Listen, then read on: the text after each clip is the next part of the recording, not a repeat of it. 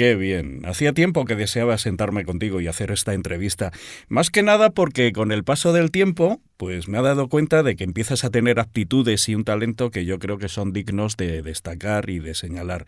Bienvenido, Juan Minaya Jr. Muchas gracias, hombre. Hola, ¡Yay! ¿qué tal, hijo? Pues muy bien. Como decía la canción de Miguel Ríos, bienvenido y gracias por estar aquí. Gracias por hacerme la entrevista porque no sabía que la primera me la iba a hacer mi padre, así que Pues muy ya lo contento, ves, hombre. relájate, Sí, estás hombre. cómodo. Sí, muy Me cómodo. alegro.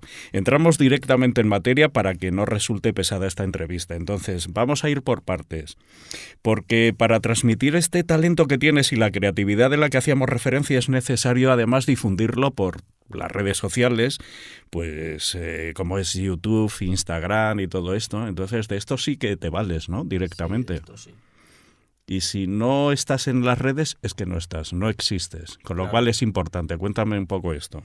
Pues bueno, dentro de las redes sociales lo importante es que la gente no solo te conozca a ti, sino lo que haces. Porque dentro de lo que es Instagram, YouTube, predomina más los videojuegos y estas cosas. Pero la gente no conoce luego el arte como puede ser la animación, las locuciones y todo este tipo de cosas. Por lo tanto, yo decidí abrirme un canal donde quería hacer pues mis ficciones sonoras, mis animaciones de Semana Santa o de un tipo de historia que sea inventada. Ahora me Y vas a así lo he contar un hecho. poco eso.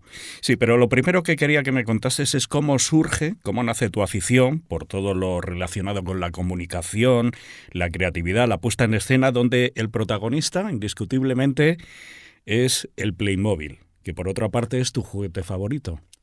Sí, bueno, pues a ver, desde pequeño tuve la afición esa por los Playmobil, jugaba mucho. Sí es verdad que me los llevaba, me acuerdo, a la playa con un barco, y me ponía yo a Mm, jugar ahí, hablaba con ellos, hacía como que hablaban ellos también. sí. Y claro, así también pues tenía mi imaginación, me montaba mis historias y luego descubrí un canal de un chico de Tarancón que vi que hacía animaciones con los Playmobil.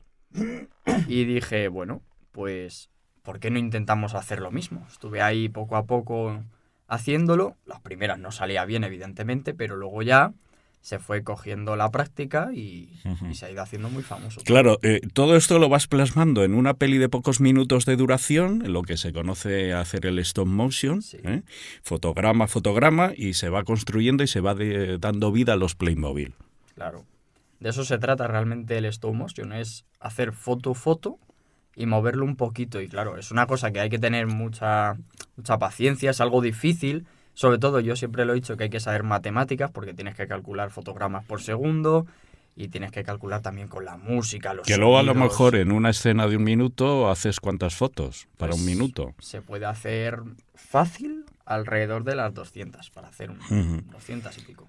Claro, a todo esto hay que añadirle la maravillosa puesta en escena y esa reseña sonora que le pones en cada procesión, ¿no? Que es como introducción a los pasos y a cada día cuando publicas un nuevo episodio de ese paso de esa Semana Santa, siempre haces como una especie de historia auditiva, de audio, donde cuentas un poco el día que estamos y la procesión a través de un relato sonoro, ¿no? Claro, eso realmente se hace únicamente porque luego, cuando vayan a ver la procesión, que digan, ¿y por qué sale este paso? ¿Por qué sale hoy justo este? Entonces yo lo que hago es primero un vídeo pues de un minuto y medio, donde pues explico el relato bíblico que se narra justo ese día.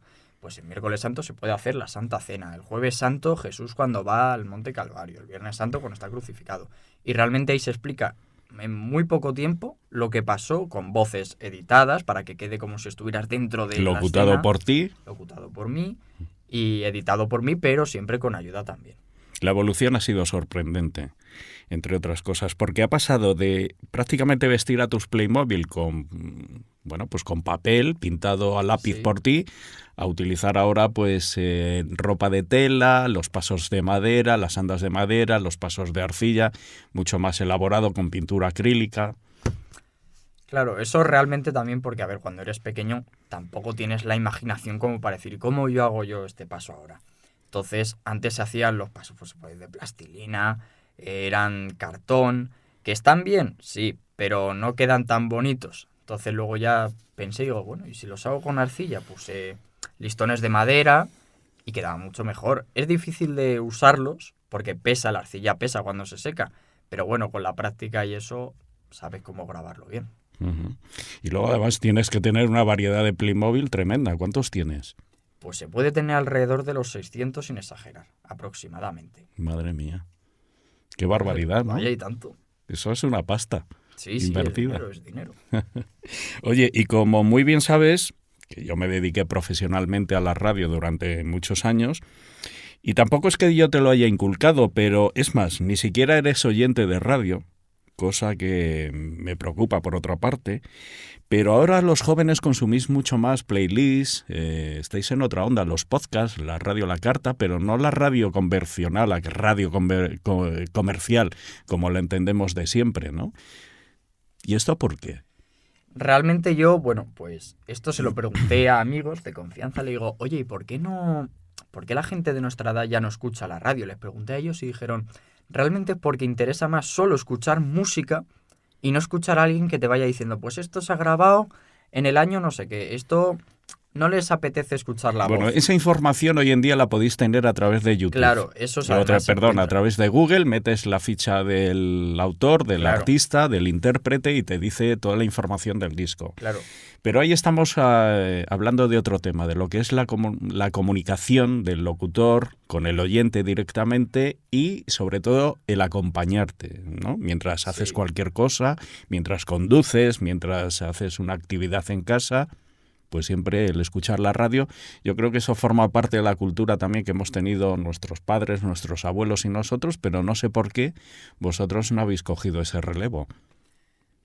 Realmente es eso, ¿no? No queremos escuchar ya voces. O sea, lo vemos como algo muy pasado también, aunque haya gente que todavía lo vea normal. A mí, por ejemplo, la radio me gusta para ir en el coche o cualquier tipo de cosa, pero sí es verdad que siempre la gente ahora escucha, yo creo que los de nuestra edad, solo música, porque cuando tú escuchas música te metes en un escenario, te metes en una historia, y claro, digamos que si es solo música, que es lo que hacemos ahora, estás todo el rato ahí, en esa película. En cambio, luego de repente, si estás escuchando la radio, vale, te montas tu peli, pero en cuanto escuchas ya la voz del locutor, ya te saca. Entonces, yo creo que realmente también es por eso, por lo que ya no se escucha mucho la radio. Bueno, pues este es un tema que nos daría para otra entrevista, Vaya y tanto. para que me lo cuentes ya más tranquilamente, pero vamos con lo que nos ocupa y en lo que yo quería pararme. Y es evidente que el mundo del audio, el doblaje, la ficción sonora, los relatos de más disciplinas auditivas que te apasionan.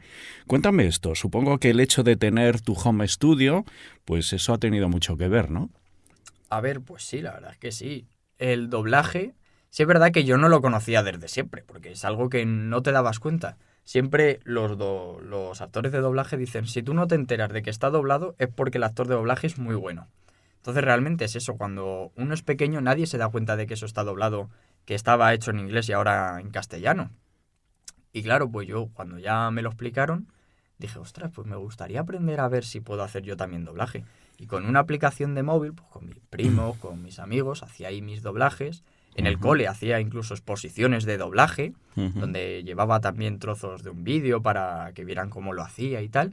Y me llamaba mucho la atención y luego con las locuciones también es un poco por eso, ¿no?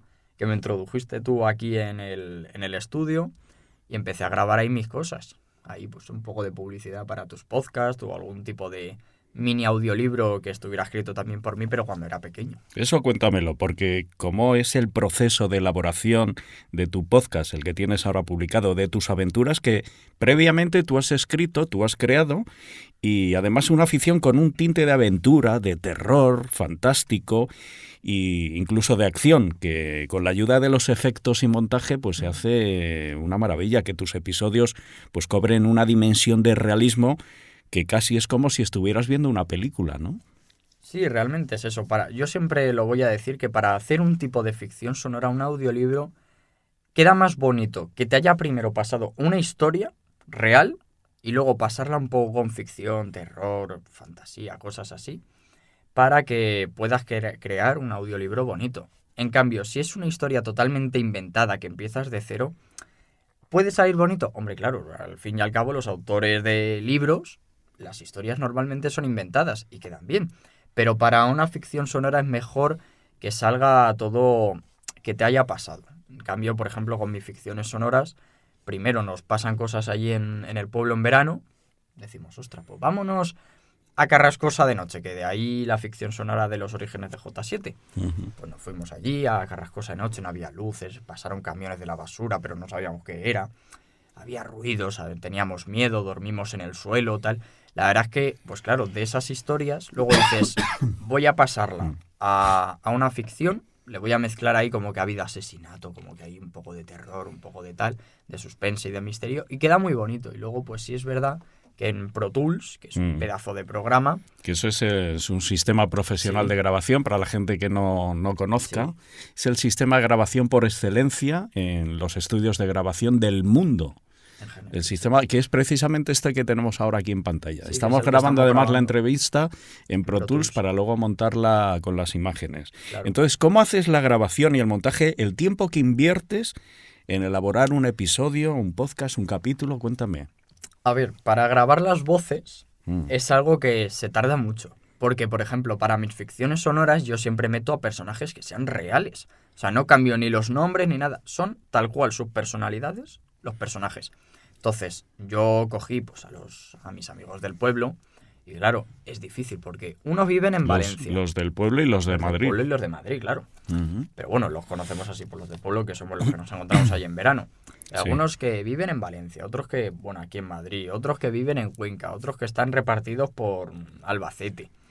Al fin y al cabo, todos vivimos en provincias distintas. Entonces, claro, es difícil grabar ahí las voces. Se tarda, claro que se tarda, hasta que te encuentras con ellos y le dices, oye, hay que grabar esto. Pero bueno, eso es lo de menos. Luego lo que se tarda muchísimo... Bueno, y luego ahí te sorprendes, porque cuando graban todos tus amigos, luego te das cuenta de que algunos son una maravilla, que tienen una dicción perfecta, que lo hacen genial, que interpretan súper bien. Sí, en general lo hacen todos bien. Todos bien. Lo hacen bien. Algunos Por eso, destacan. Todos los actores, todos tus amigos que forman parte de ese capítulo, de esa historia, tienen un punto de excelencia y los hace además únicos a cada uno de ellos. Sí, hacen de ellos mismos. Eso es lo difícil realmente de interpretar a un personaje, que te tienes que hacer de ti mismo en una historia, pero muchísimo más interpretado. O sea, tienes que sobresaltar lo que eres tú en una historia. Entonces, eso ya es más difícil. Pero sí es verdad que hay algunos, entre ellos de los que han hecho pues su interpretación de su personaje, entre ellos hay algunos que destacan más. O sea, todos lo hacen muy bien, pero hay algunos que se les nota que les gusta más, que les ponen empeño y están muy bien hechos. Y claro, eso luego a la hora de editar se ve.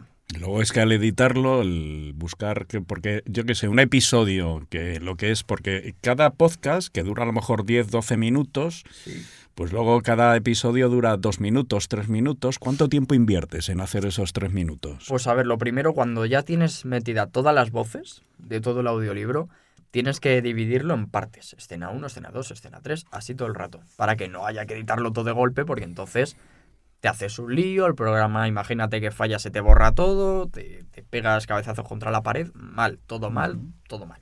Entonces lo que se hace es escena 1, escena 2, escena 3.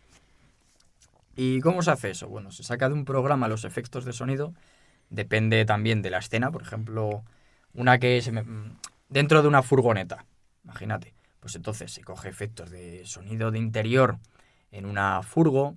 También si imagínate que está lloviendo, pues se ponen ahí truenos, sonido de lluvia.